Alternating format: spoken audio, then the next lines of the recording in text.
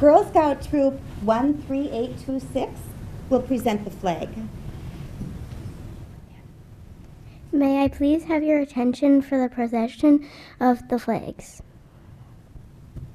Color Guard attention. Color Guard advance.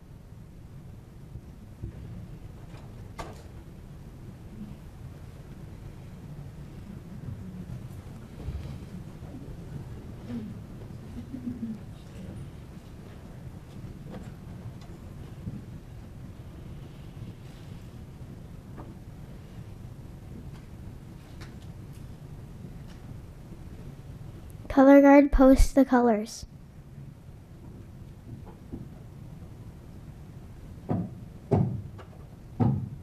Color Guard honor your flag.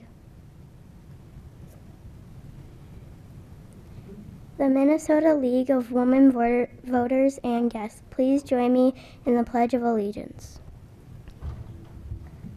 I pledge allegiance to the flag of the United States of America and to the republic for which it stands, one nation, under God, indivisible, with liberty and justice for all.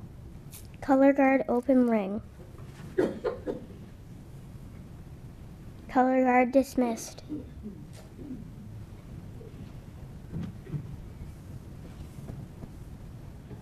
Thank you, Girl Scouts.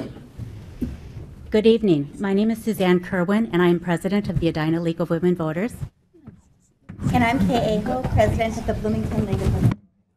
Welcome to this evening's program on civil discourse beyond gridlock. It's great to see such a crowd here tonight interested in this what we believe to be a very important topic.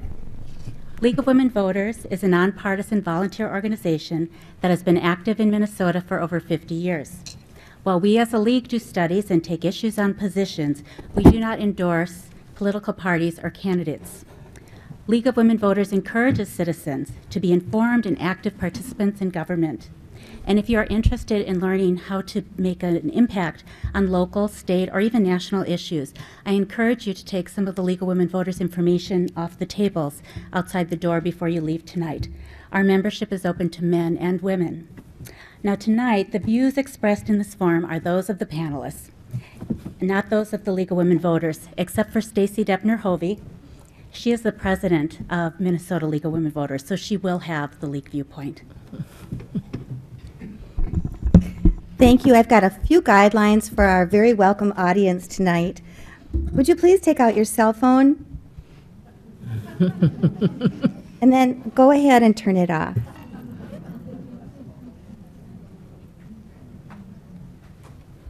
Thank you. There is no audio or video recording of the program tonight, but the program will be recorded for webcast and cablecast so that you can look for that opportunity. As this is a program focusing on civil discourse, we hope that everybody participates tonight in that spirit. If you come up to ask a question at the microphone, please limit your time so that people will have time to ask questions. And please resist repeating a question that's already been asked. Please hold your applause until the very end of the program. Will all of the elected officials, former elected officials, and candidates for elected office please stand so that we might recognize you? Can't we clap now? I think we have to break that rule already. Thank you for your willingness to serve. We appreciate that. I'd now like to introduce our moderator, Don Shelby, for the evening. Don Shelby has been a reporter and television anchor for 45 years. Before retiring from public journalism in 2010, he worked for 32 years as an anchor, investigative reporter, and environmental correspondent for WCCO TV. He has won 3 National Emmy Awards, the Columbia DuPont, the Scripps Howard, and the National Distinguished Service Award from the Society of Professional Journalists. And he's twice won the Pulitzer Prize of Broadcasting, the George Foster Peabody Award. Since retirement, Don continues his work in environmental journalism, reporting for MinnPost, the online daily, and he's a member of the Climate Science Rapid Response Team Roundtable. He's also an author of The Season Never Ends, Wins, Losses, and the Wisdom of the Game, with a foreword by Tubby Smith. Please join me in welcoming Don Shelby.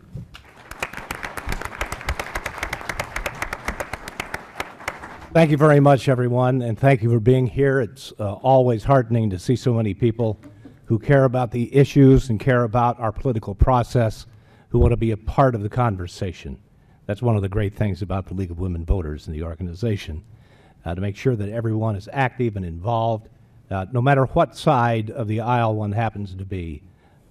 The important point is that we know what we're talking about and we're concerned about this process. It might be a good point of departure to say this is a good time to be concerned about the process. We came up with this idea, not we, the League of Women Voters came up with the idea, that we wanted to talk about civil discourse and collegiality and collaboration and partnership and teamwork in state government. But the headlines in the newspapers from late last night through today show that something has gone wrong. And with the comments by the governor after the decision to not confirm Ellen Anderson, a former senator and colleague of the people who voted for her, as the chair of the PUC, it has caused a rift that is going to take a long time to heal, and how it manifests itself in politics and in what has to be done in terms of state government. I am not sure that this is something that's going to be overcome very quickly. No one could have planned that this event would have occurred contemporaneous with this discussion, but it's probably right that it happened in this way so that we don't have to invent a story about the sort of the dislocation of feelings that happen to be not going on in Minnesota, but going on across the United States and in the halls of Congress. And so I think this is a discussion that should be held in every community, in every state. And elected officials and former elected officials should hear these comments and discussions, and we hope that you will take part in the conversation. We've turned the microphone around for you, and at about 8:10 or so, then we're going to open it up for questions for our panelists as well, and I'd like to introduce these panelists tonight. I'd like to introduce, first of all, Margaret Anderson Kelliher, a name awfully familiar in the state of Minnesota for her legendary service.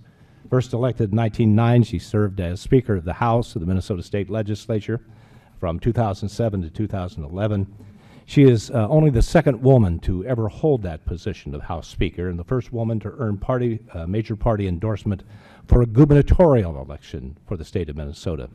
Now, she is the president and CEO of Minnesota High Tech Association, and that is an organization which I've had some familiarity, and it is a wonderful organization and made even better by her participation and by her leadership. Thank you. Glad to be with you tonight. Thanks. Stacy Doepner-Hove is president of the League of Women Voters of Minnesota, and before taking that role of president, she spent 10 years on the state board as the voter service chair and the first vice president. Ms. Doepner-Hove also works at the University of Minnesota, where she is the director of the Master's Program in Human Resources and Industrial Relations at the Carlson School of Management. Stacy Doepner-Hove. Thank you very much. And our next panelist is Steve Sviggum. He served in the Minnesota State Legislature for 29 years. He was first elected to the Minnesota House of Representatives in 1978. He served as House Minority Leader from 1993 to 1998, and later as Speaker of the House from 1999 to 2007. Now, during that time, he served on the Board of Directors of the National Speakers Conference. He currently serves on the Board of Regents for the University of Minnesota, and as the Executive Assistant and Communications Chief for the Minnesota Senate Republicans. And not a bad basketball player out of Kenyon, Minnesota. Steve Sviggum. You can applaud now.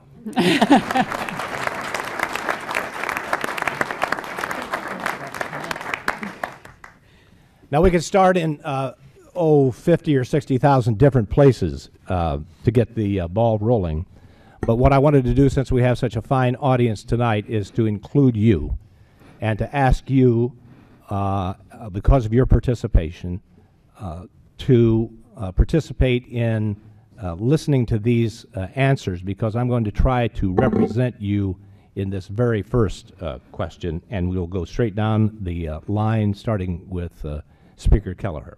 Now, the question is this: what role does a citizen play? What role can a citizen play in encouraging civil and productive dialogue among elected officials? Well, that is a great question to start off. Now, can I say it's just an honor to be sitting next to you as a kid growing up on the farm watching WCCO. It was the only channel that came in on our farm, and so kind of a lifer on the WCCO thing. So it's great to be next to you tonight, and thank you for being willing to do this sort of public work as well. Well, citizens and constituents always play a critical role in the civil discourse, because ultimately you are who elected officials have to come home to. And so if you are not happy with what the elected official is doing, believe me, that is ultimately who we all answer to. I have to say that over the years of service, and I certainly did not serve as long as Steve served in the House, but the 12 years of service, I always said the most interesting issue that I heard about, I heard about a lot of issues during a legislative session, but the most interesting one, and I think you were Speaker, I was in the minority, but there was work being done to curb methamphetamine production in Minnesota. So there was a pretty strict bill to curb the over-the-counter sale of things like Sudafed. And I remember we went home for our Easter Passover break, and I did, as I did many days after session and during the break, I went to the grocery store. And I went to Lund's in Uptown, which is kind of on the edge of the district, and people started yelling at me in the store. Not kidding you. It was the only time this happened where someone actually yelled at me in a grocery store. And first it started in the produce section, because that's where you first walk into. And some guy said, "I hate that bill you're doing right now." And I thought, what is he talking about? Is he talking about some big, awful thing? No. And it continued as I went throughout the store. And I thought, wow, this is really fascinating. I think you heard that, Mr. Speaker, from just about everyone who came back after that break. So, it may not have been the most eloquent way that people expressed themselves, but I'll tell you, it got the message through. We went back and we changed it and we made it different. And so citizens always play a role in civil discourse, because if you're unhappy, ultimately you have the ultimate place, and that's the vote. And the vote comes through. And so that's how people, make the change. Now, let me ask you about civil discourse. Well, how, not just in not legislation, just discourse? not just legislation, how it affects legislation. Right. How does it tame discourse into civility? Well, I'll tell you, I kind of always operated under 3 rules. The press rule: whatever I said, and therefore whatever my constituents heard, could be reported in the press. And that there was a sort of break on things that you might say then because of that. Because, you don't want to sound too harsh or mean or any of those things. So the press rule. Then for me, there's always the golden rule. And that is do unto others as you would want to have done unto you. And I think that was also a very helpful rule. And for constituents, I often employed that rule, right? I mean, they most times were very civil. Sometimes when they weren't, I thought about how I needed to respond to the incivility. But most of the time, people were really civil. They employed that rule. Then the third rule is the mother rule. Okay, Don? So this is Elaine. Donald, if you're going to talk to me like my mother. No, I'm talking about my mother, Elaine, who's going to be 88 next week. I never wanted to be in the position, and I think it was how I behaved with my constituents then, that I had to explain to my mother what I was doing, because I'm telling you, she watched everything we did. And if I had to come home and she would say, "Why were you so cross with that person today?" I would have to explain that to her. And you know, there's nothing like explaining something to your mother. So I tried to keep those three things in case. I think people generally do that when they're saying something to their elected officials. I think that overall, I would say 99% of my interactions with my constituents were civil. I had one door knocking experience. I woke up 2 sleeping babies, twins. I got yelled at. Yeah. I should have gotten yelled at. I was a mother myself, a young mother myself. I mean, I still feel badly. I passed that house and I still sort of duck in the car. So. Ms. Doepner-Hove?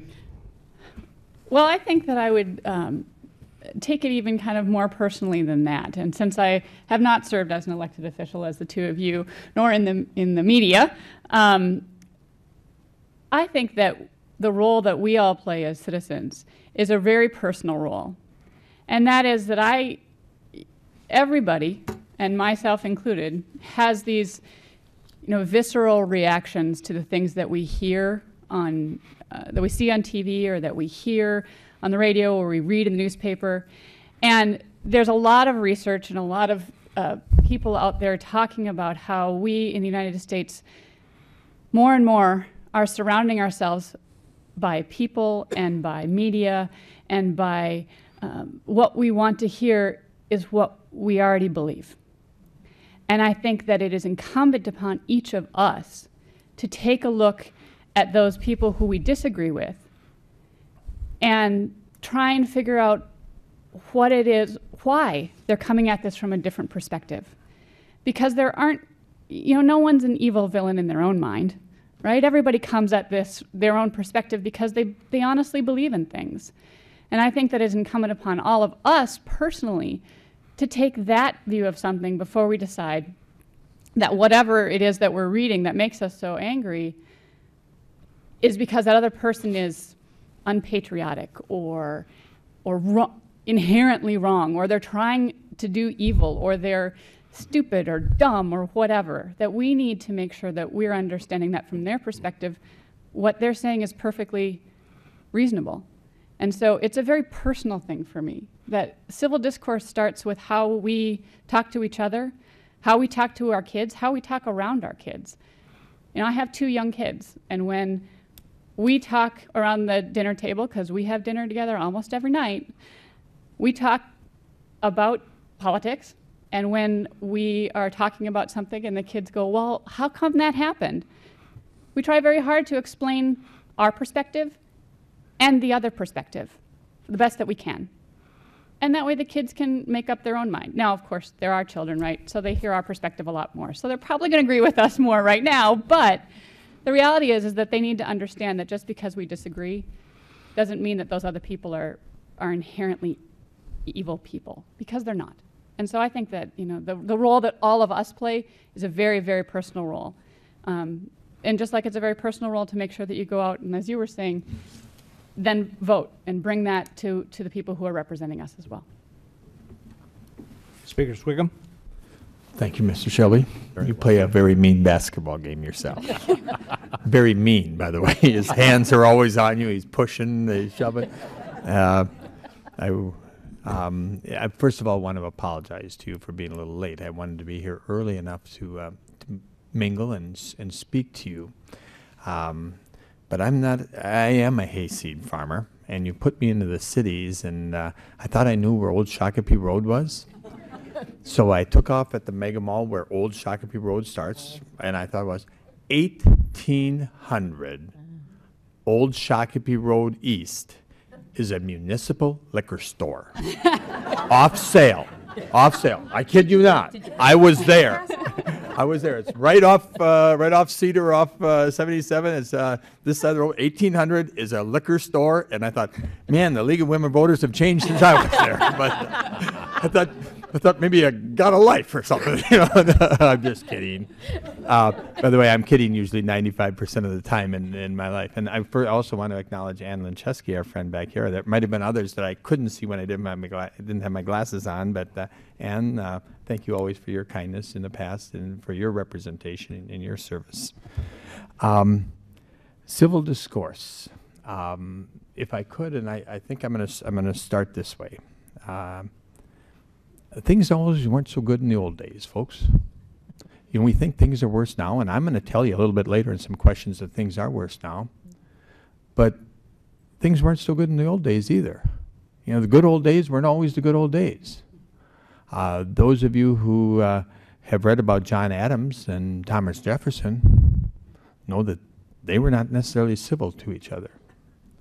Those of you who read about Douglas and Lincoln know that they were not necessarily civil to each other.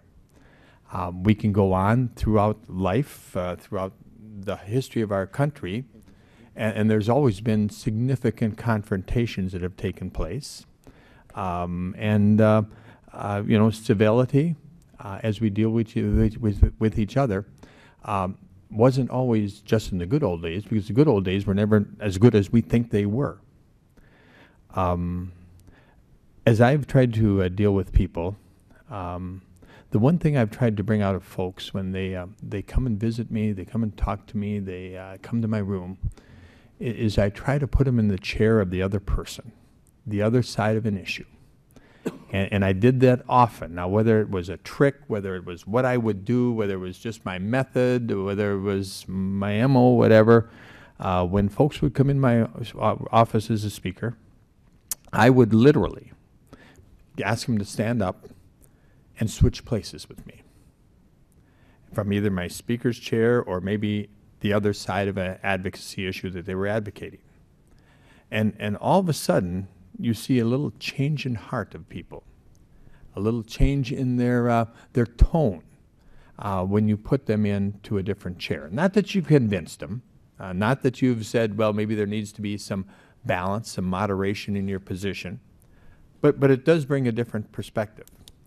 I think from a citizen involvement in civility, I would tell you your first action starts on next week, Tuesday night, February 7th, precinct caucuses.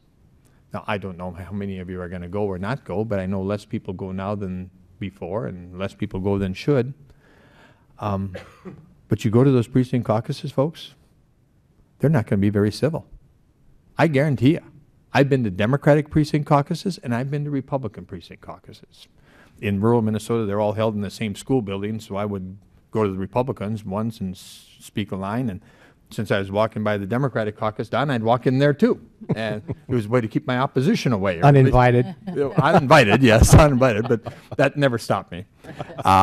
And at that precinct caucus, because so few people show up, so few, it'll be dominated by the more extreme philosophies on both sides of the aisle. I guarantee you.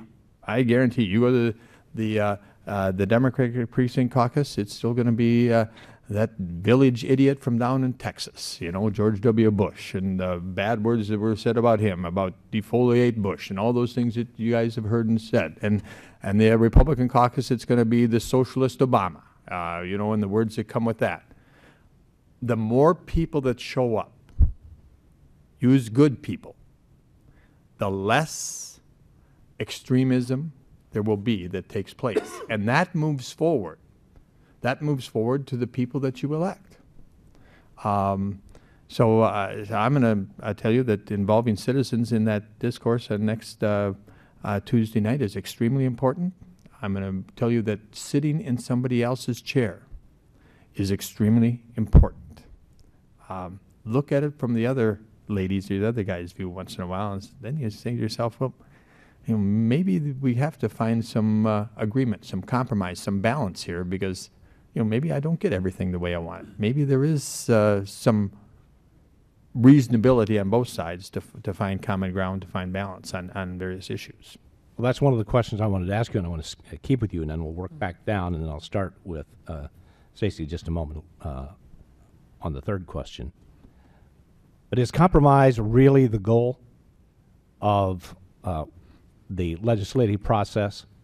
Is compromise exactly what we are seeking? You're asking me first, Yeah. Don? Can we just thank the Girl Scouts Oh, before? oh, That'll buy hey, you a kids. second.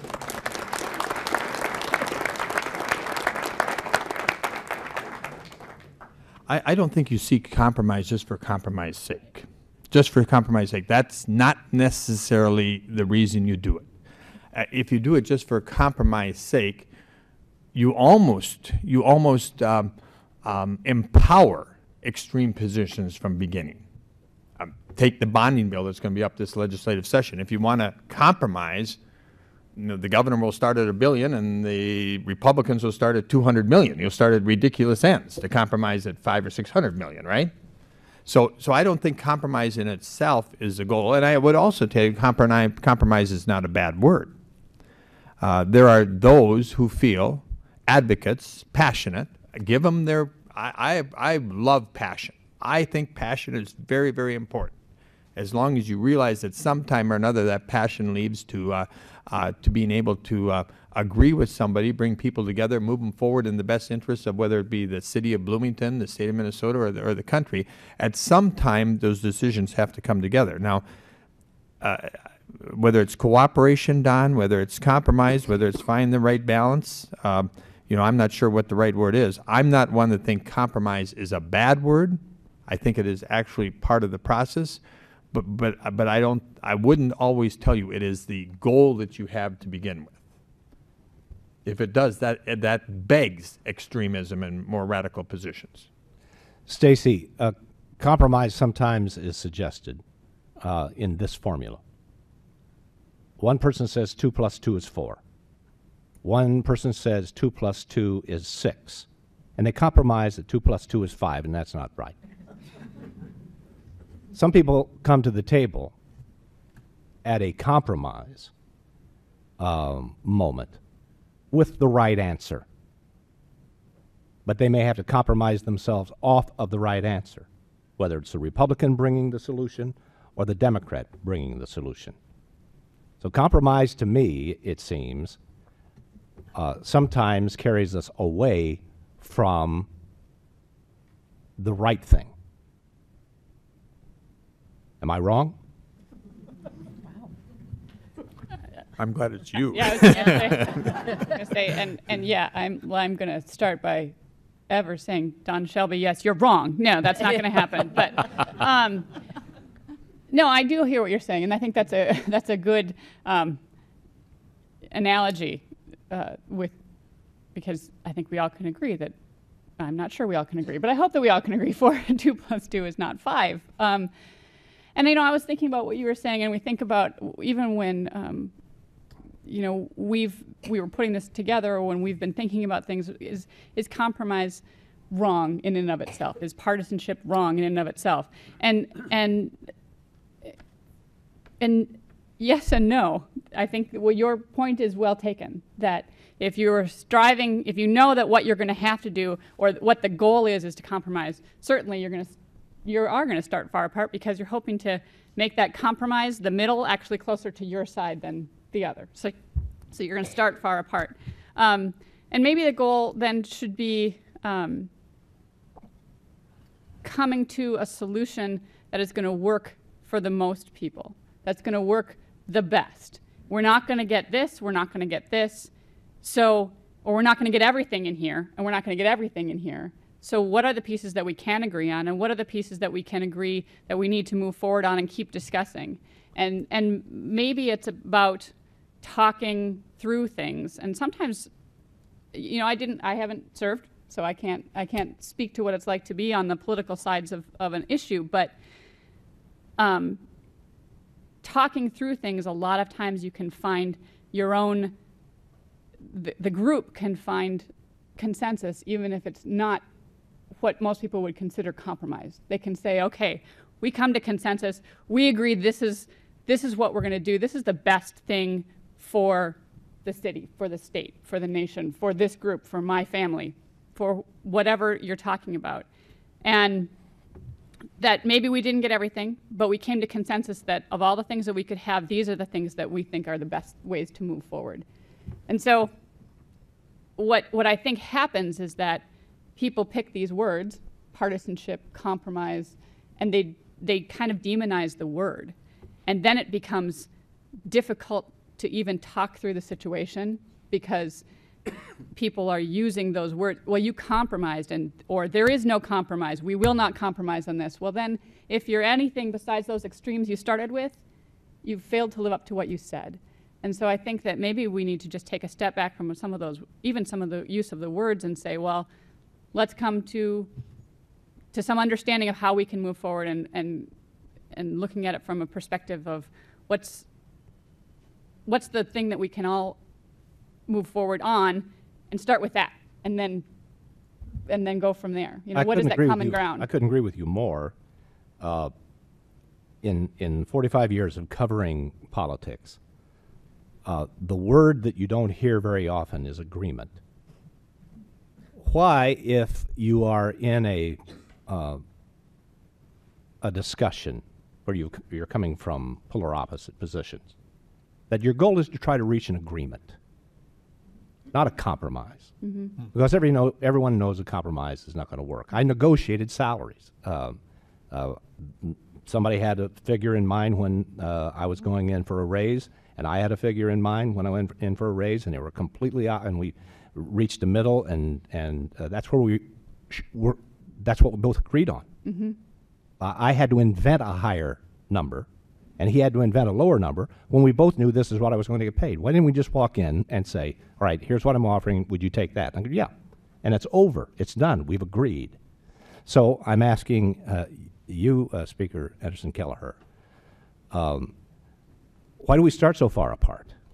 Why isn't there in caucuses, why isn't there agreement among the parties to say, look, let's cut 6 weeks of discussion out of this by really thinking hard about what our offer is going to be and alerting the governor that we're willing to do that.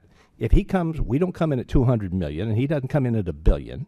Maybe he comes in at 800 and we come in at 400. We've got a lot less work to do.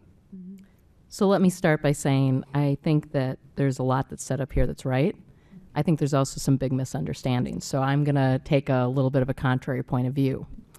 And that is that negotiation, the result of negotiations are not 50-50. The agreement is not 50-50. I think that in the days of negotiating internally within the caucus, and remember, there are internal negotiations that go on as well. We could talk about that a lot. Sometimes the harder part was coming to agreement within intra-party negotiation to go forward with that offer. But rarely was the answer a 50-50 answer. And so I want us to kind of, one of the other things I do in another part of my life is I teach a class called Managing Conflict at the Humphrey School, and I have for 4 years. Sometimes I even laugh at myself doing that, thinking, wow, this is interesting. But it's because I have taken a real interest, an interest in not just the practitioner side of negotiation, but also the art and science of it, studying it. And I had a great opportunity, I have to say, a thank you to the Bush Foundation for funding a Bush Leadership Fellowship that I did in 2003 and 2005. And since this is going to be broadcast, I always have to say thank you to my husband who stayed home with 2 little kids while I did this out in Boston. And I studied mediation and negotiation at Harvard's Kennedy School of Government, at MIT Sloan, and at the Harvard Law School. And so in teaching this course, why I tell you this is, I think that you are right on to something, that the focus should be agreement. The focus should be where we get to. And we have to kind of get out of our head that means always a 50-50 split, because the interest in what you're negotiating can be very different. I mean, I get to negotiate salaries as well now and make offers to people, and often I find that the salary, although important, is not as important as other things to people nowadays. Vacation time, time with their family, flexibility, the ability to do other things. Do you know that there's like 100 things you can negotiate in a salary negotiation other than the salary? I mean, these are the things you have to be creative. And Steve was a very creative negotiator and understood this very well, that you have to get down to what the interests are. And, you know, Governor Pawlenty, we certainly disagreed on a lot. But at the end of the day, there were certain things that he knew very well were not lines I could cross. I knew there were lines he could not cross. He knew there were lines that Senator Poggemiller could not cross. And we would acknowledge those in the room. You know, when you'd hear about these closed-door meetings, when the closed-door meetings, there comes a moment when everybody has to get real and say, you know what, I know you can't do that. I know you can't do that. But what we're going to do instead is this. And it's often more creative. But I also have to say the caveat that I agree. Steve, I felt like my dad was here for a second, because my dad, you know, I had a love affair with Little House on the Prairie when I was a girl. What Minnesota girl doesn't? And I always be like, wow, if we could have just farmed with horses, which my father did start farming with horses when he was a kid. He used to say, you know, kid, there was nothing good about the good old days. And I would be like, what is he talking about? You know, it all seems so romantic and wonderful. Well, it's true. You know, they didn't build the Capitol because everybody could get along.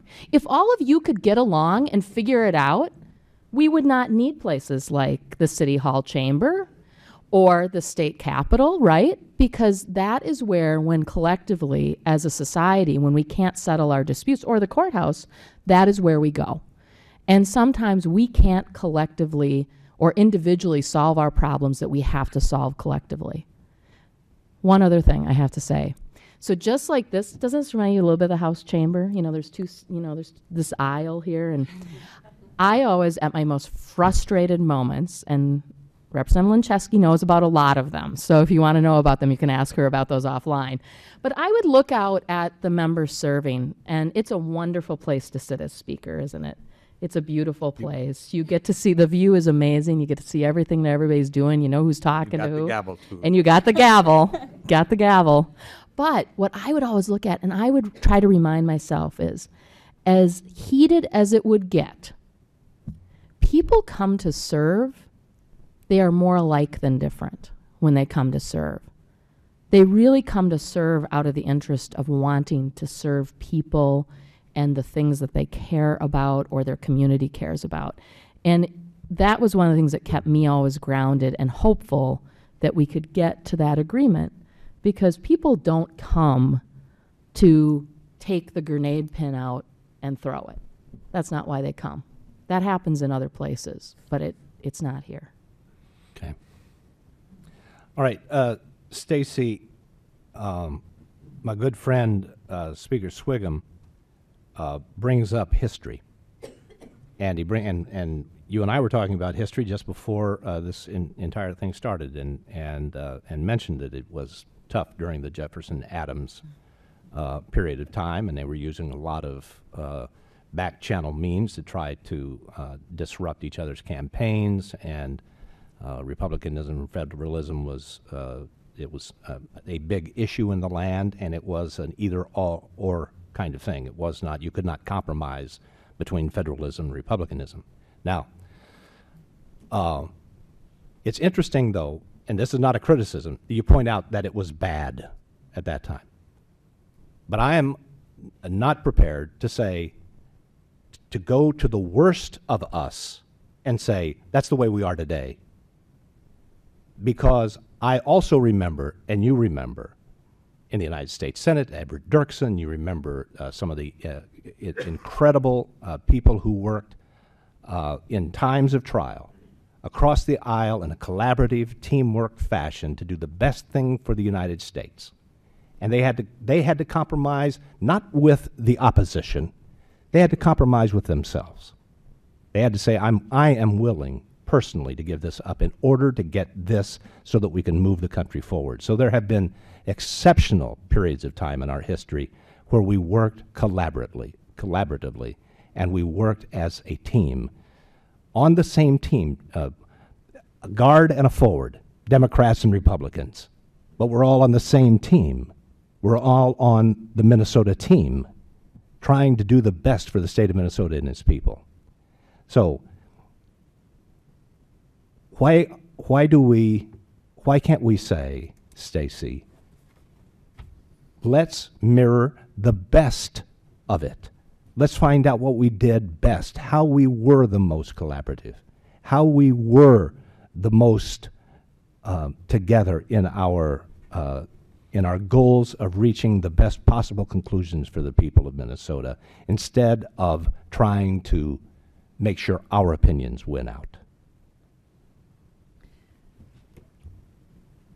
Do you notice that I always get the questions where he has this really long explanation first? But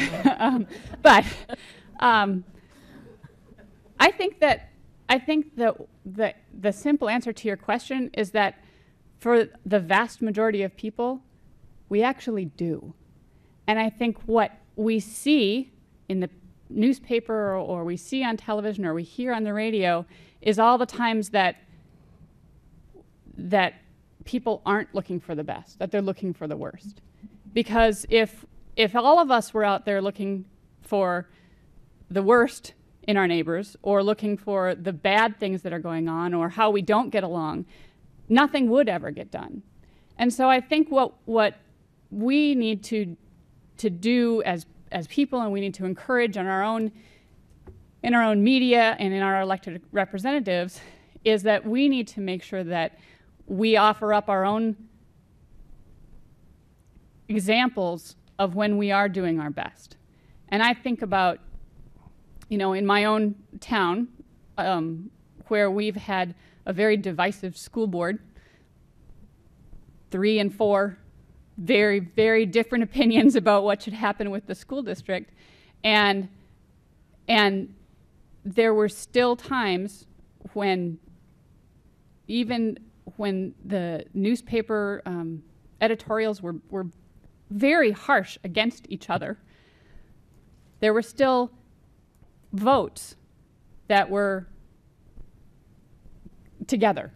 And I'm not sure that there was ever 7-0, but 6-1 or 5-2 or something like that where people were working together to do things. And I noticed in the elections and the times running up to it, people were like, well, they'll never agree, etc.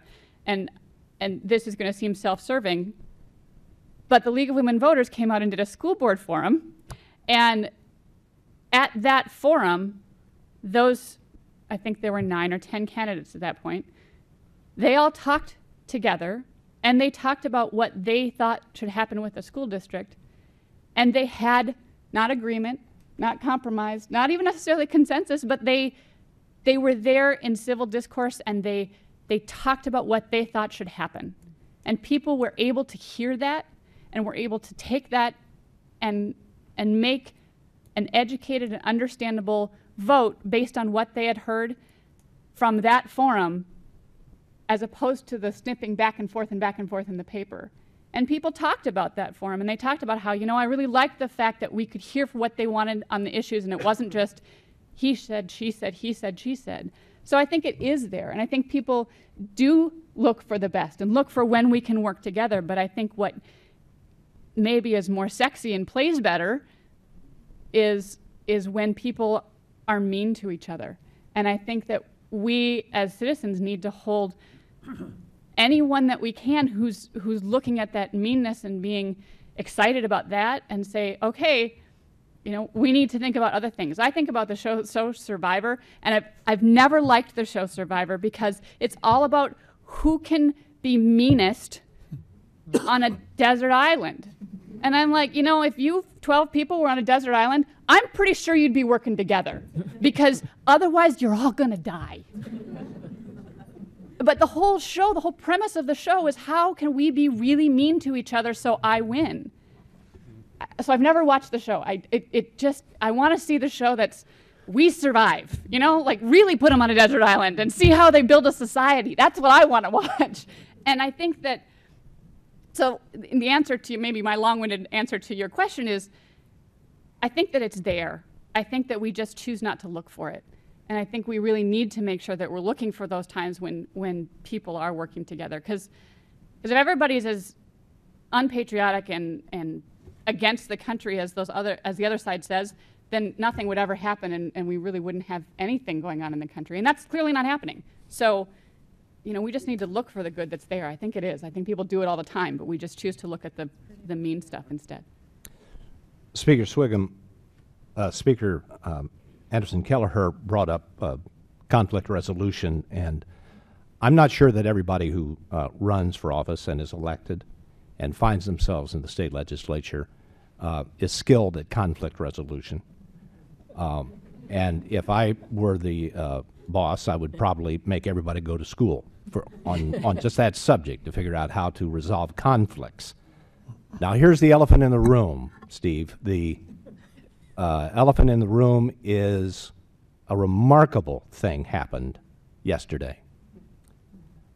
And the Republicans unilaterally cut the budget of the Democrat staff, and they take a long-serving and respected member of the Senate body and do not confirm the position as chair of the Public Utilities Commission in Ellen Anderson. The governor jumped out of his skin, and Democrats have vowed reprisals. You are the communications point for the Senate at this point in your life. Make that sound right to me. Okay, I take it back. That was not. I don't have the hardest question. Thank you, I think. Donna, I'm gonna answer your question, and I'm gonna answer it very directly, so you can all hear the Paul Harvey other side of the story. Because you folks know, you're wise enough to know, there's always the other side of the story. But I first want to, if I could, Don talked about the best interest in the team, and I might sound hokey, it might sound kooky, but I actually believe it. Folks, I believe in my heart. I ran my caucus this way. Once in a while, they'd throw me up against the wall. You've been there, Margaret. You've been in it. You come in from a negotiation, and you did what? And all of a sudden, you're up against the wall. But I believe, very honestly, whether you're a caucus, whether you're a party, whether you're a legislature, whether you're a Congress, or whether you're a state, Don, I believe it operates and can operate as a team. And in that, you do two things. And I preach to my caucus all the time about this. You recognize that there's differences of abilities and talents, visions, ideas of what should be done for the state. You recognize that. That's up front. I mean, some block, some rebound, some shoot, some defend, right, Don? But then the key is, after that recognition and that respect, you got to hope and work for each other's success. Now, if you do that, you're a pretty good basketball team. If you do that, you're a pretty good caucus. If you do that, you can be a pretty good legislature. If you do that, you can be a pretty good Minnesota. And generally speaking, I agree with Stacy.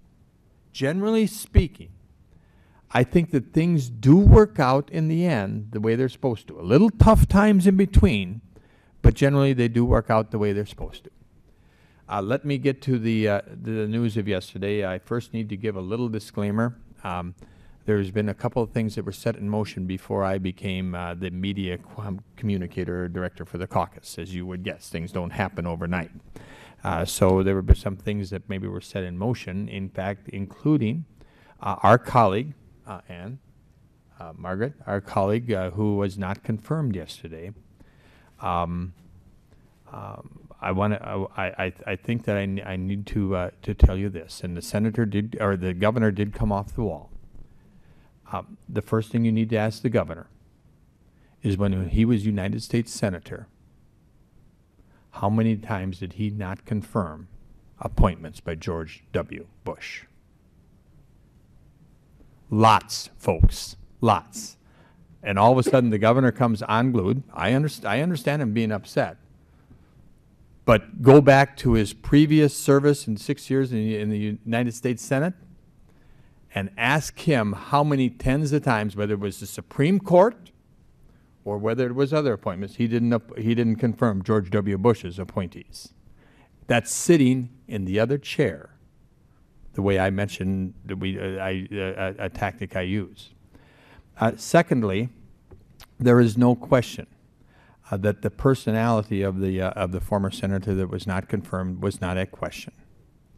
The personality of the person was not at question. But the Constitution gives the responsibility to the Senate to confirm appointments. And generally they're to be confirmed in the best interests of the state of Minnesota. Now, by any measure, if you look at bills that have been introduced by the former senator, if you look at votes or legislation that was passed by the former senator, if you look at ratings, all of you guys give us ratings. I mean, sometimes the League of Women Voters gives us ratings, sometimes it's Child Works Now, sometimes it's the Chamber of Commerce, sometimes it's the Sierra Club. But when you give us ratings, you know, whether they're right or wrong, Don, you look at those ratings, and the former senator that did not get confirmed, you know, had an advocacy. There is no doubt about it. In this quasi-judicial spot, much different than a commissioner of economic development, or much different than a commissioner of transportation. In this spot of quasi-judicial spot at PUC, you cannot have an advocate there. You should not have an advocate there. Should not. And there was concern amongst the senators, my employers right now, so I'm asking you to look in the other, from the other seat, that former Senator Anderson, not the person, but the positions that she had taken were not in the best interest of balance for the ratepayers and for the job producers, for the jobs in Minnesota. Point blank. Now that is the position they took. Actually, you know, the non-confirmation, if it was going to be done, should have been done last year when she was appointed. But honestly, the governor asked for time. They were going to not confirm last year. The governor asked for time. And this year came, and the question got to be, well, what did the time bring us? You know, what changed? And actually nothing did, so that took place. In the Senate budget, which was a story the day before, again, probably set in motion from a year ago, but here's basically what took place. There was a flip, as you know, in majority in the Senate between Republican and Democratic in the 2010 elections. At that time, the majority, who happened to be the Republicans, actually cut 14 permanent positions from the majority staff, albeit by reducing the number of, basically they reduced the number of committees that the Senate had. So if you reduce the number of committees, you probably don't need as many committee administrators, you don't need a number of committee legislative assistants. Fair enough. But they did reduce by 14 the number of permanent positions that the Senate majority prior to them had, again, because they cut a number of committees. There should have probably been some reduction to the minority staff at that time. There was not from the permanent staff. They took it all out of the majority staff, the permanent reductions. So you got to go, but you got to put it in a little perspective at that point. Then you come to the action this year. We all know that the legislature, House 2, Ann, had to cut budgets by about 5% because of the budget balancing agreement of last year. Very, very appropriate. If you're going to ask the DNR to cut 5%, if you're going to ask labor and industry to cut 5%, you better be willing to cut 5% yourself. So the House and Senate both had to reduce their budgets by 5%. And in the discussions, in the dollars that came forward at that time, it's partially in recognition of the non-permanent reductions that the minority took last year, and partially in recognition of the fact that the majority was going to take temporary reductions of 12 persons for this biennium. There was a number that was given to the minority, this Democratic minority. A number was given and asked them to balance their budget within that number. I think it was 1.6, maybe it was 2.67 million, something like that. In all honesty, in all fairness, The minority has a number of comparable positions to the majority that are paid at higher rates, higher reimbursements. Some of it due to the fact that they've been there in the majority for quite a long period of time. So you have LA's comparable in the minority making a lot more than LA's comparable in the majority. Same is true with other positions, and some of it due to longevity. But what the Senate decided to do, the Senate Rules Committee, was say, give them a budget, manage it within that budget. Now, could it have been done better? Probably. I'm not saying it couldn't. Has there been an outreach made to the Senate minority to say, should we be looking at this more fair? The outreach has been made, and it has been done talking. But there's always other sides of the story that you need to consider when you look at what took place in the news today. Ask Governor Dayton if he confirmed every one of George W. Bush's appointees. Ask him. Let me ask Speaker Anderson Kelliher her take on this issue, and let me remind you of the only senator who spoke on this issue on the floor was Senator Julie Rosen, Republican, who had co-authored bills with Ellen Anderson, and they had worked collegially in getting things passed. Much of the environmental energy picture that is operating as law now in the state of Minnesota was authored by Ellen Anderson. There is no question that she advocated for renewable energy. There is no question about that. There is no evidence she ever advocated for higher tax rates or higher rates for ratepayers.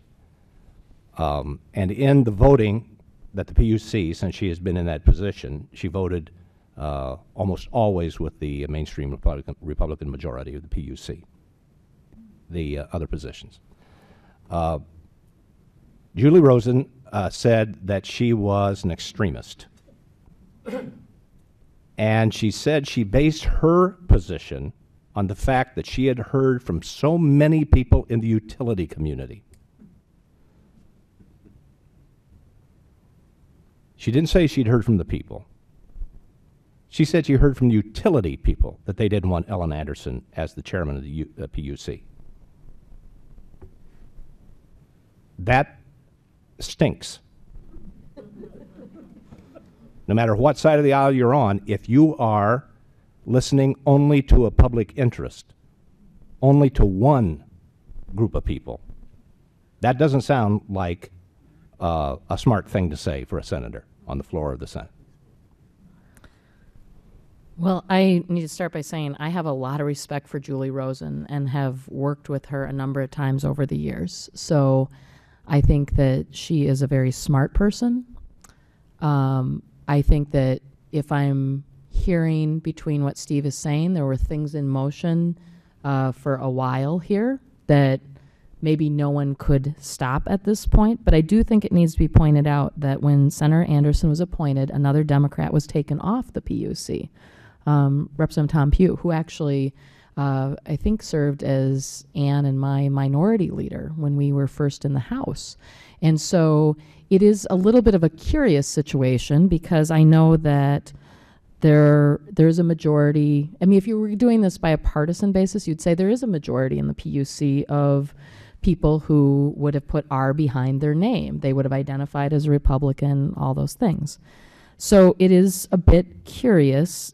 And the previous appointees like Leroy Kopendreyer, Betsy Wergen, all former senators, were Republican senators. So this notion that you can't have done a job that required advocacy and then go to a quasi-judicial role or judicial role smacks in the face of our history in the state of Minnesota. I mean, I think the League of Women Voters knows that very well. There are many, many examples of people, Democrats, Republicans, independents, who go on to be appointed to be judges in the administrative law judge function. I know that there are a number of former House members that we've served with that are in those roles. So I don't buy that. I will say that I don't know that we'll ever know totally what happened here. I think that you have identified some of the things that people will probably scratch their head about for a long time. It's unfortunate that people did not come forward in that hearing last spring and publicly voice their concerns. Because in my reading of the record here, there were sort of things surmised, these, the voting records, all those things. We each have those things when you serve in public office. You have these ratings that people come up with, and they pick out the vote where you most agree with them, or they pick out the vote where you least agree with them, and then they score you on those. And sometimes we all run around and say, I got 100%. I think today I have a Nature Conservancy notebook. I guess it's just what happens. I think it's unfortunate. And I will say, from a perspective of not being there today, it's not my deal. I served in the House, so I have never been through one of these confirmation hearings. I think Ellen Anderson is a really, really bright public servant who ended up on the wrong side of a whole bunch of things here. And I hope someday we know. I hope someday, 20 years from now, somebody tells us what all those issues were, not just what we're hearing today, because I suspect there were other things. Now, I will also say, Governor Pawlenty was mad when Lieutenant Governor Molnow was rejected as the transportation commissioner. He was very angry about former Commissioner Sherry Pearson-Yucky, as these governors should be. These are their appointees. These are their choices. This is a poke in their eye, or that's what they feel like at the time. So I think Governor Pawlenty and Governor Dayton both have felt this. And we shouldn't be surprised by that reaction. That's a strong reaction. I don't think it's maybe how any of us would have reacted or things we would have said, but I'm not surprised by a strong reaction on this one, partly because I know Ellen Anderson. I know how smart Ellen Anderson is. I was speaker when the Renewable Energy Standard passed. It passed bipartisanly with a very small number of people voting opposed to it. It was seen as nation-leading. It was seen as the forefront of our new economy, which it's been. Many of the people who joined my organization today are in this new economy. And I don't think there's anything, I think it's very mainstream Minnesotan what Ellen Anderson's record had been about. I think whatever this was truly about, I hope we'll find out someday. Stacy, let me ask you from the position at the Carlson School as well as the League of Women Voters. It seems to me the Supreme Court of the United States is made up of conservative and liberals. They may recuse themselves if they advocate for a certain railroad that comes before them on certiorari. But in most cases, they don't recuse themselves. They bring to the table in the discussions about how a certain case is going to be ruled upon, their perspectives. So should this be in essence, a Republican-controlled PUC that will, according to Julie Rosen, listen to the utility companies?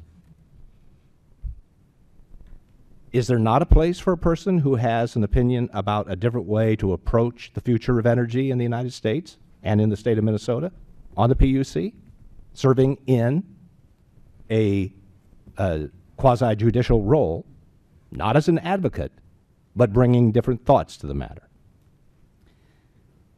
Well, I am choosing to speak as from the League of Women Voters, but considering that I work at the University of Minnesota and one member of the Board of Regents is sitting next to me, I'm going to just go with the League of Women Voters and not speak for my boss's boss's boss's boss, who's sitting right here. So, that's but I think very judicious of you. Thank you. But I do think you have a. I mean, if I'm surmising correctly, what you're asking really is it okay to bring your stuff to the table? And no matter what that table is, whether it's the Supreme Court of the United States, whether it's the House or the Senate or the City Council or your family or whatever. And I think that absolutely. I think that the way that this country was founded on checks and balances. And I think that's vital to the way that the country has worked so far. It's a pretty good experiment that we're in. And I think that to pretend that you don't have a background, that you don't have individual opinions, that you don't have a culture and a history and things that you bring with you is unrealistic, because none of us work that way. And just because you sit behind a media desk or you sit behind a desk in a courtroom, you still bring all of that with you, because we don't want you to lose what makes you human.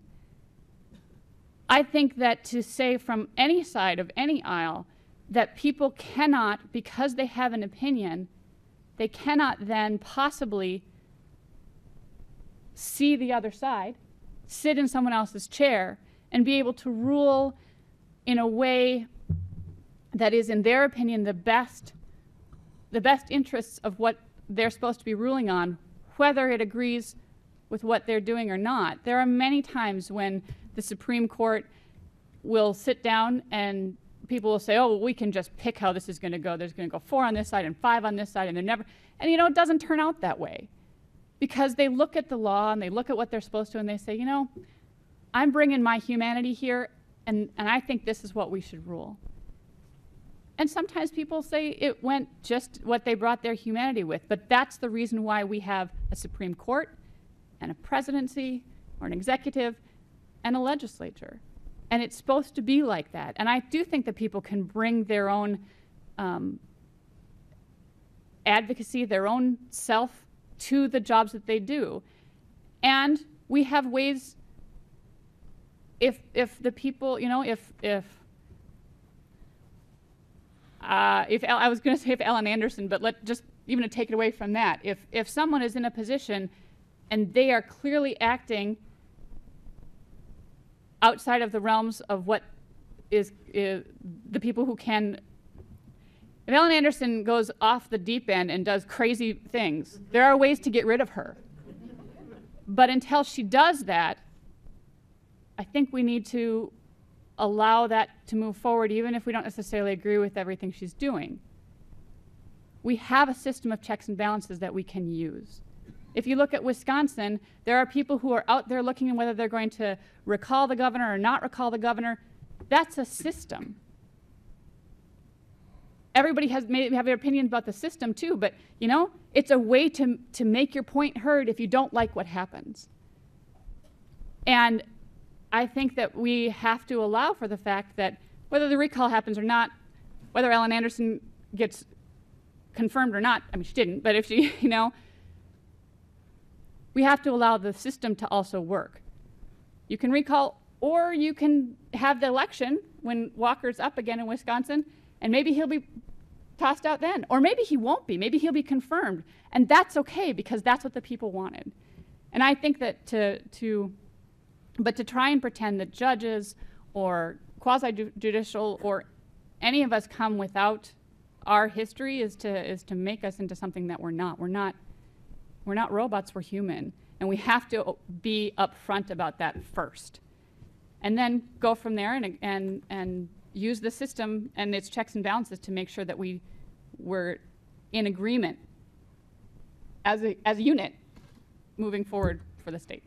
Speaker Sviggum, I'm going to let you wrap up this part before we enter into the question and answer process with the people in attendance tonight. And because you are still involved in at the State House and have now taken over communications, a lot of this is going to fall on you to not only explain to the public, but to explain to other people in the state legislature how you can move forward from this point. I would not want your job right now, because this is going to be a tough one, because you're going to have to untie the Gordian knot, and it is cinched down tight right now. How are you going to do it? The process worked as it was supposed to. The process did work. Even along party lines? Well, that's both sides. I mean, party lines both ways, you know. But does that mean that if it changes, if parties in control change, then they have the right to do exactly the same thing in retribution for what was done to them before? There was, Don, I can tell you very, very honestly, and I will tell everybody here, that the vote yesterday was not a retribution vote. That never, ever came up. However, if you want to consider that, when a awesome, talented, very, very intelligent commissioner, Ms. Yecke, I think from North Carolina or wherever she was from, South Carolina, was not confirmed 3 years ago, maybe 4 years ago, you did not see Governor Plenty react that way, in a very uncivil way.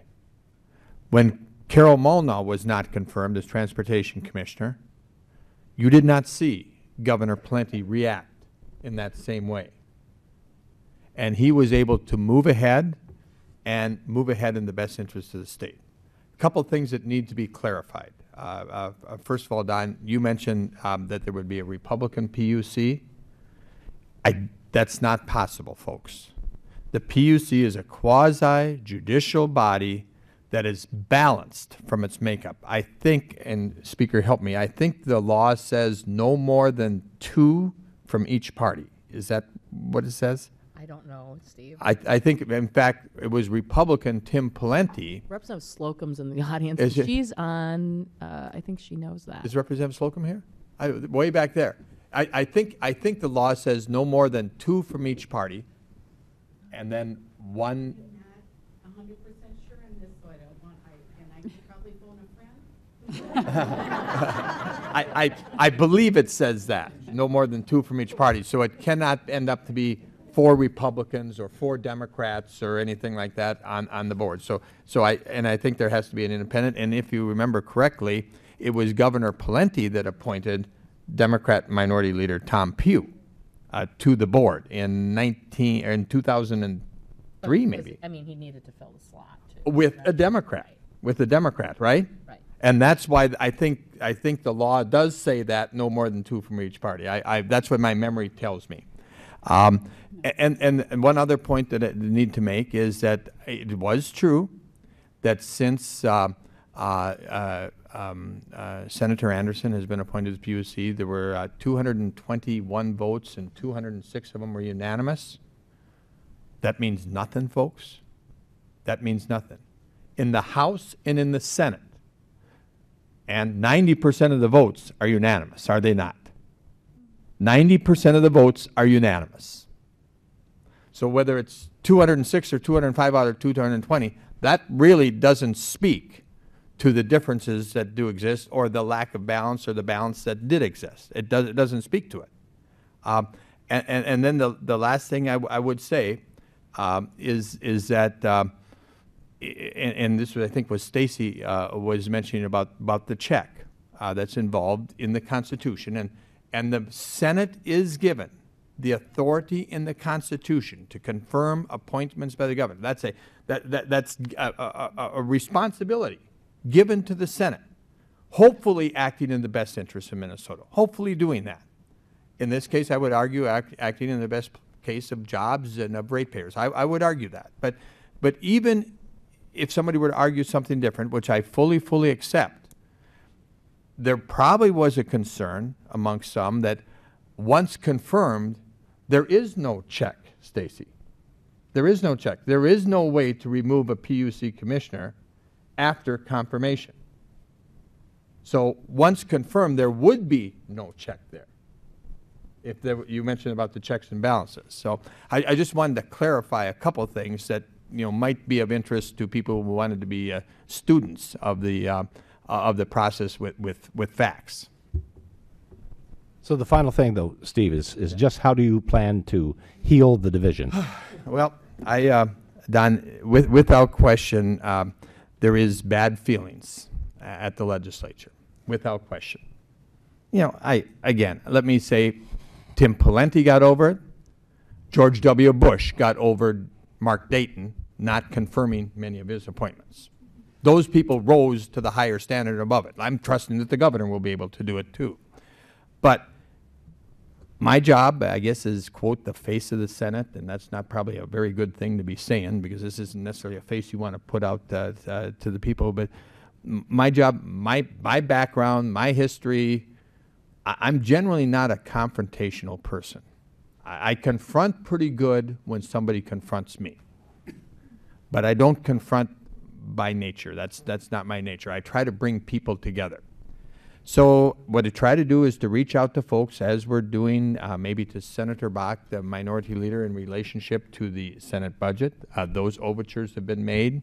Other issues, you know, the non-confirmation is going to be a tough one, because, you know, that, you know, it's yes or no. You know, it's not something you can find common ground or a compromise on. That's a tough one. But I'm going to assume that the governors will put up another appointee.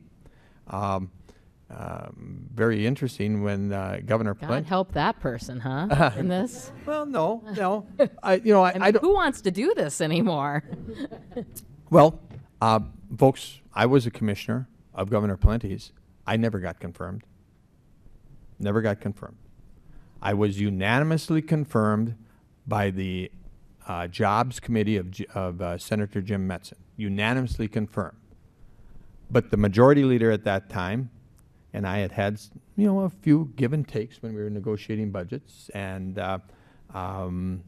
he never decided to bring my confirmation up to the Senate floor, because he probably knew I had the votes to be confirmed, and he didn't want that to happen. So you sit in front of you, an exact example of maybe something that wasn't civil done in the past. The Democratic majority leader did not bring up my confirmation for over 3.5 years. Maybe he was being kind to you, Steve, though. Maybe he thought you weren't going to. I mean, I don't know, but I think I had the votes because I was unanimously supported by the committee. you know, I mean, that's the other thing here is in this situation, all these people could serve without having a confirmation vote. And that might have been a way through this. But instead, there was a different path taken. Mm-hmm. All right, now let me open up the floor for questions. The microphone is right here. Everyone is free to step up. Just walk right up to the microphone and ask your question of any or all of the panel. Okay. And identify yourself, please, because we're on television. My name is Ben Kyriagis. I'm a business owner from Plymouth, Minnesota. And I want to ask a question about the media, the role of the media. And I want to start with a sports analogy because they usually call politics contact sport these days. So I'd like you to consider being in a professional football game, and there's a big play, and the ref calls a penalty of some sort, and he gets on his PA and he says, this side claims it's a penalty, this side claims it is not, you decide. And unfortunately, the media these days pretty much does that, you know, to the point where sometimes you take a media person to a math class and they'll say, math teacher claims 2 and 2 equals 4. The administration wants to do a study. So what is the proper role of the media? Thank you. Thank you very much for that question. And it is,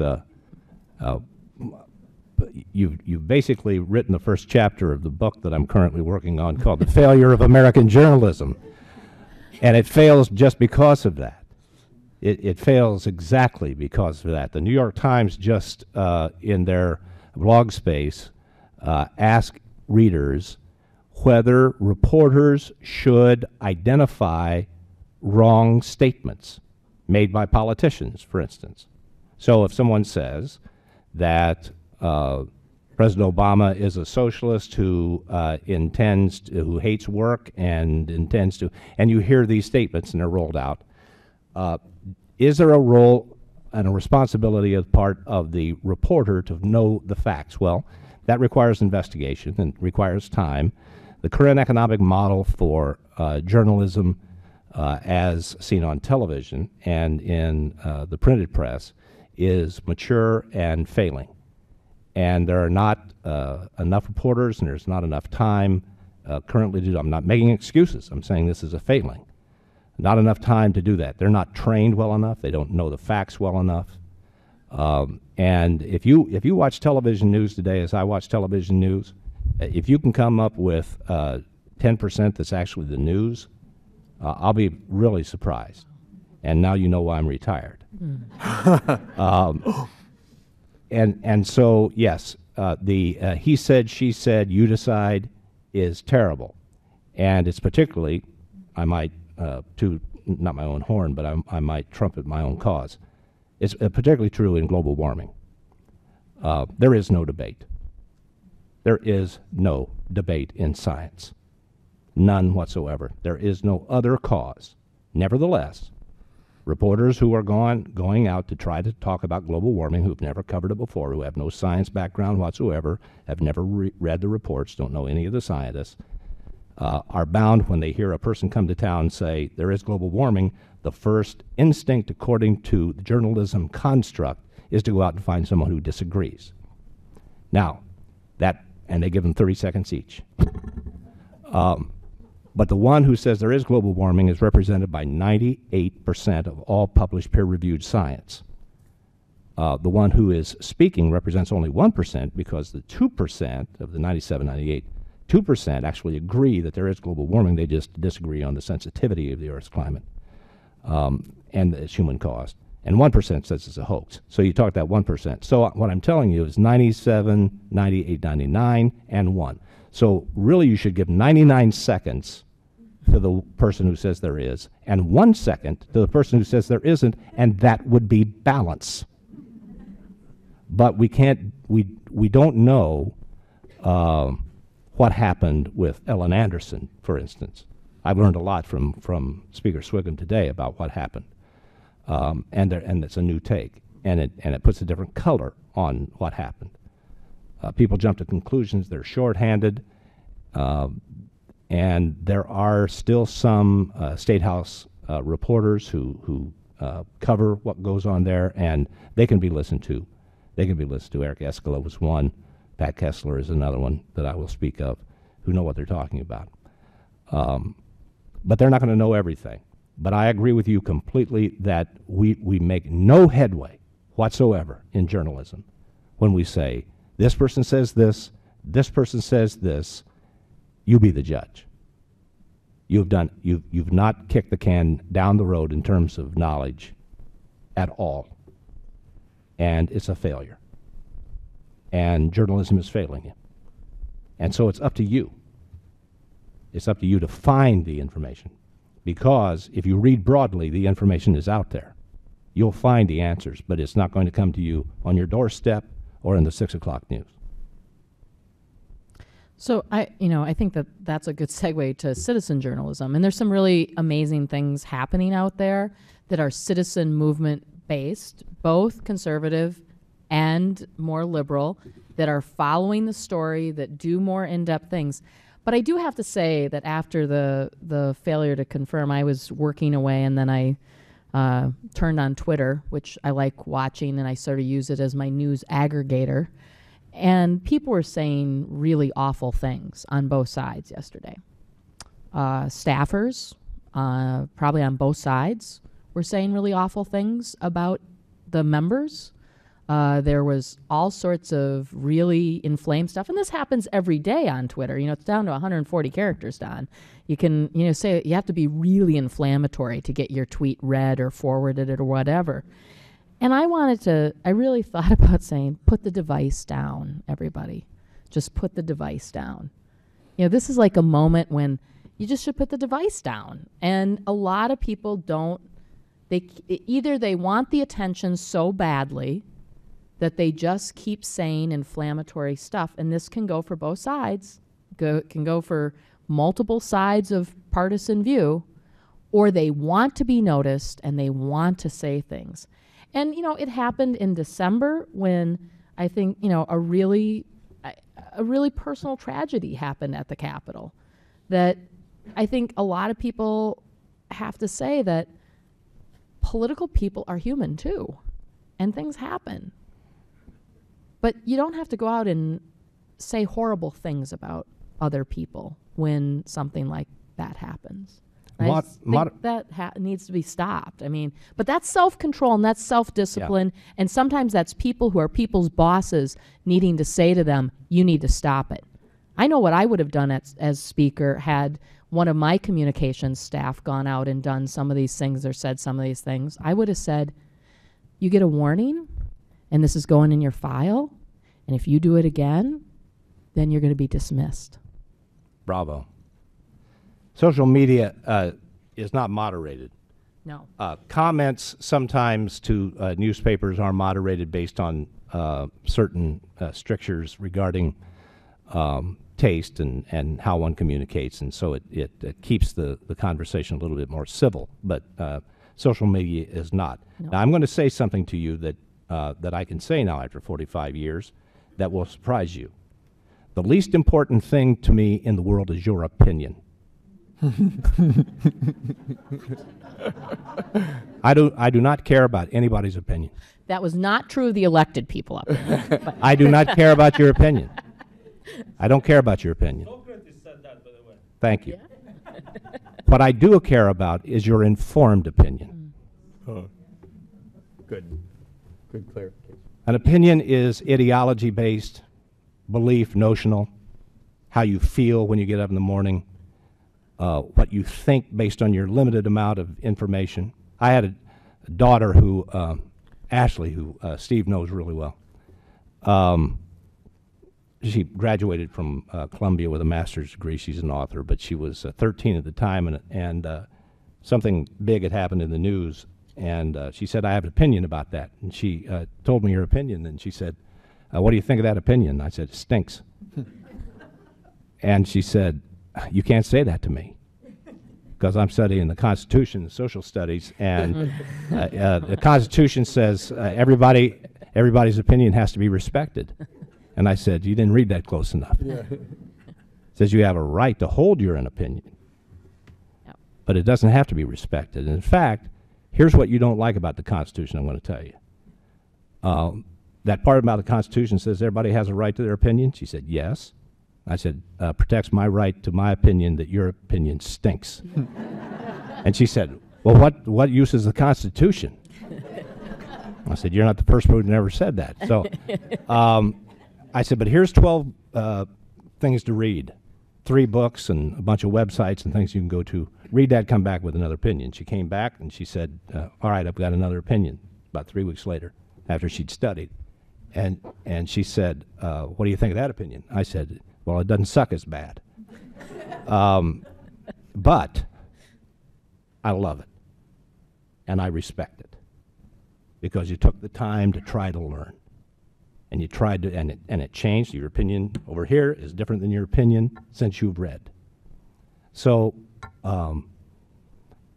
there's too many opinions going on out there right now. Too many based opinions, based only in ideology, not based in knowledge. And so it is your responsibility. I'd like to say it was my responsibility to make you smart, but really the news hole, I only had maybe 18 minutes to tell you everything in the world that you should know, including Charlie Sheen. And it couldn't be done, and it was frustrating. It was terribly frustrating. And the more Charlie Sheen and Britney Spears crept into the news, the less I was able to tell you the important stuff. And so you're going to have to do what my dad did, and that was this was where they had 2 newspapers. Some of you remember that, a morning newspaper and an evening newspaper. And before he left for work in the morning, he read every page of the newspaper, every word of the newspaper. And when he came home, it took him 2 hours to read the evening newspaper cover to cover, every word. And I said, why do you do that? He said, it's my job. He said, it's my job. He was a Republican, a Lincoln Roosevelt Republican. But he was the best citizen I ever knew, because he believed it was his job to know, because he said, it's my job to run this country.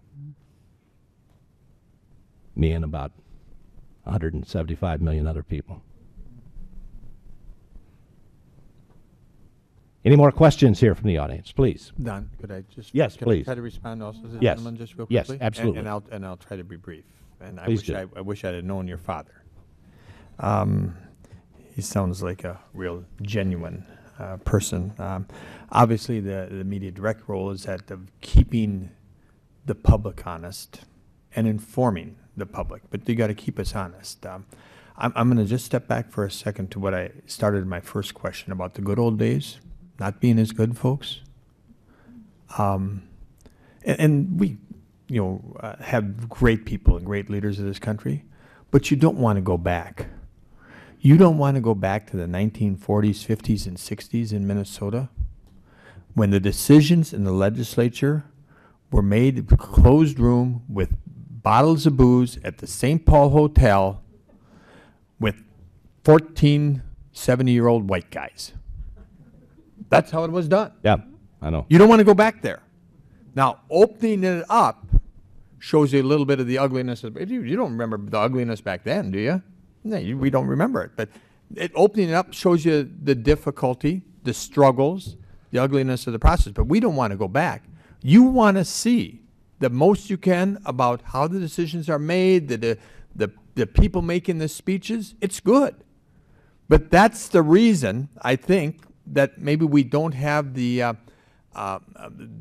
positive attitude towards our decision makers and the process today that maybe we did 50 years ago or 100 years ago, because you actually see what is going on. By the way, those things were going on before, but they were done by 70-year-old white guys with a bottle of booze in the St. Paul Hotel behind a door.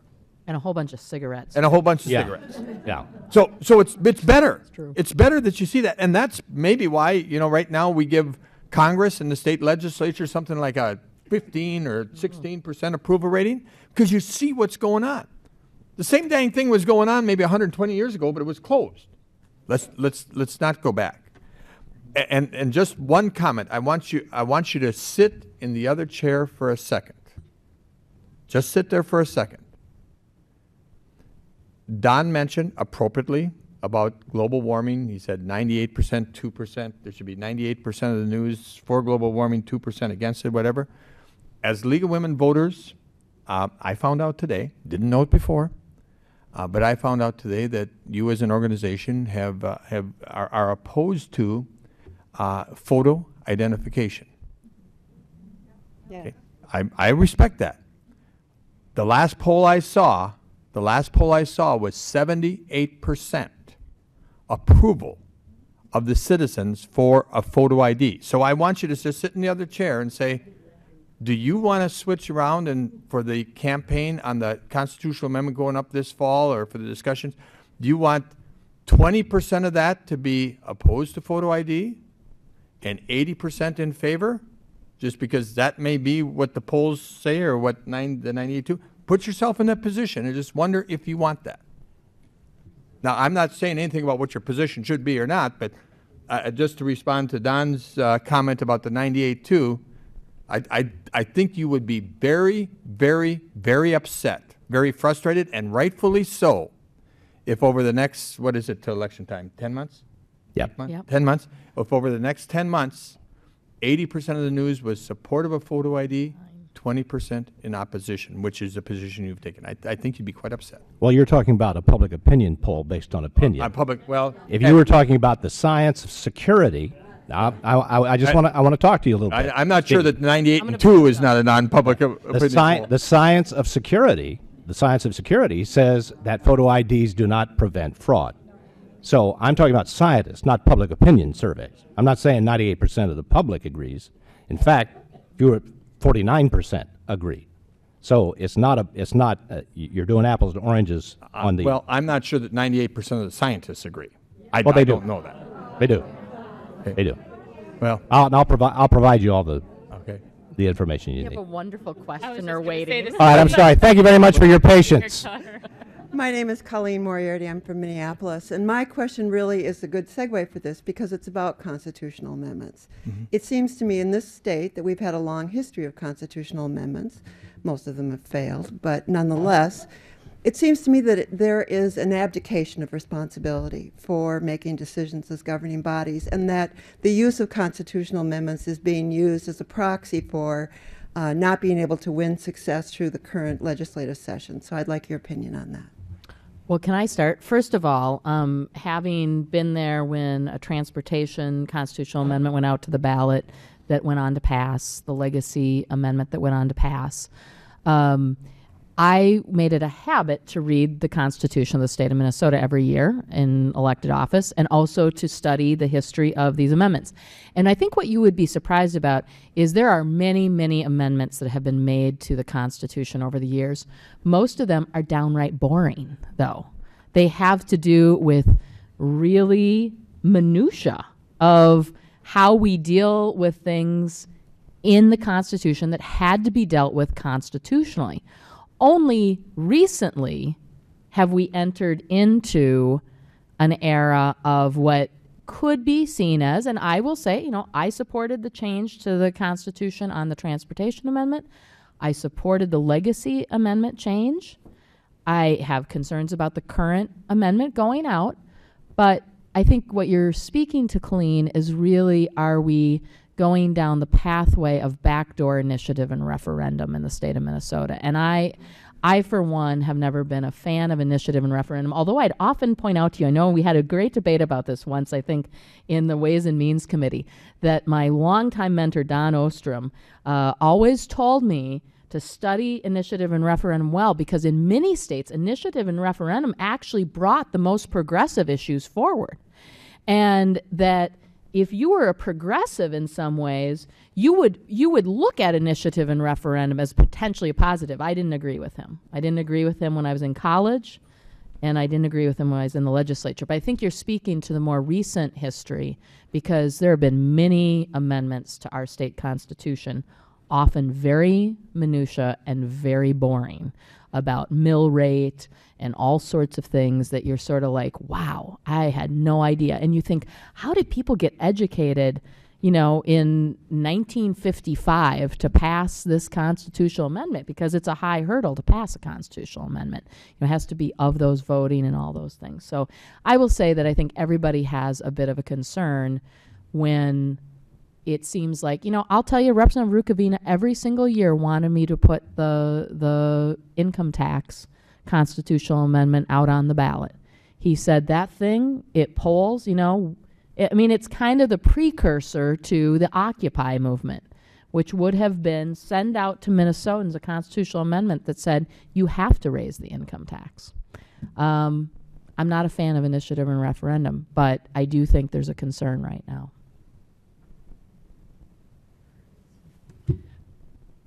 Did you want, I see you looking at me, and I see Carol walking up to the podium, so I don't know if you I don't know if you want more, if that's enough. I mean, yeah. I think there's an interesting history of them. And so to say blanket, they're all bad, that's not quite fair. I do think there's been a movement towards legislating, backdoor legislating through them. It's actually a move backwards. For those of you who know your constitutional history, that the First Amendment of the Constitution of the United States protects in its last clause the right of the people to petition their government for redress of grievance. During the first Congresses of the United States, the only legislation that was ever brought to the floor was brought by petition of the people. Mm-hmm. So all law that we had in the establishment of our first 4 Congresses were all instituted by the people, brought to their representatives. And that's a history out of where we came from, because the term speaker actually is a term that meant the people could plead to the king through the speaker.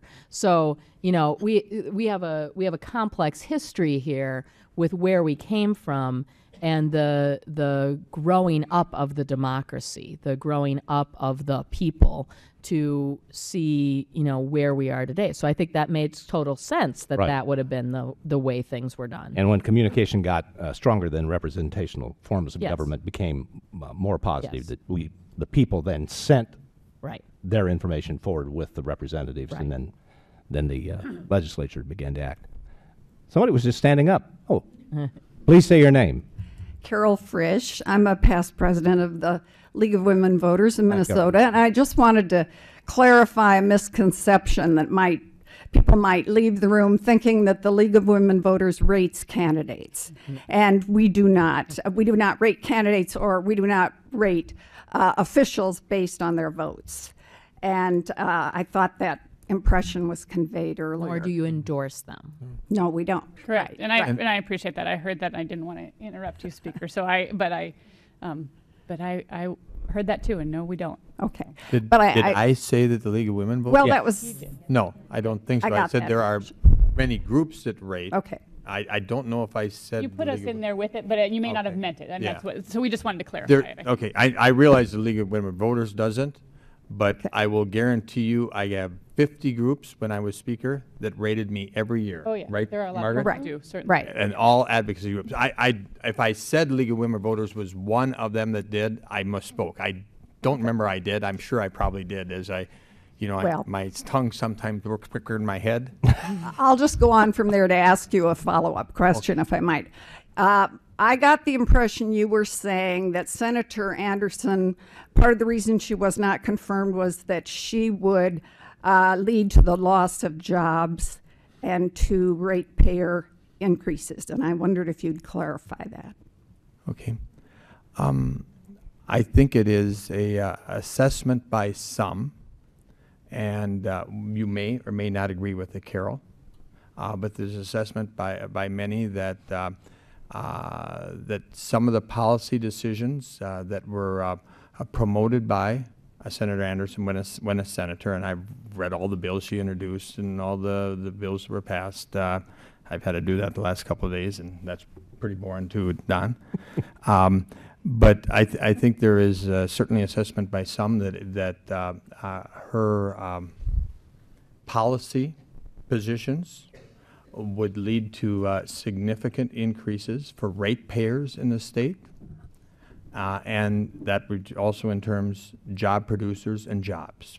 Now, you may or may not agree with it, Carol. That you have that right, but there are others in a chair next to you, maybe not the chair next to you, but the chair at the someplace down here, who would feel very strongly that's true. It's alternative energies and policies they're not always the most cost effective if you're looking at ratepayers and job providers. That's all the time we have for questions tonight. And please remain seated as we conclude our program this evening. We're going to take a minute to thank the panelists for participating in the discussion, and thank you to the League of Women Voters of Bloomington, Edina, Minnesota, and the Joyce Foundation for sponsoring the forum. You can view this forum on the Bloomington and Edina City websites, or watch a rebroadcast on the Bloomington City Channel 14 or Edina City Channel 16. For more information on voting, please visit the League of Women Voters Minnesota election website. And thank you for attending tonight's forum. And please remember to attend your local caucuses on February 7th and vote on Tuesday, November 6th. Thank you very much to our panelists tonight. It's been a pleasure to be with you all. And thank you very much. Good night, everybody.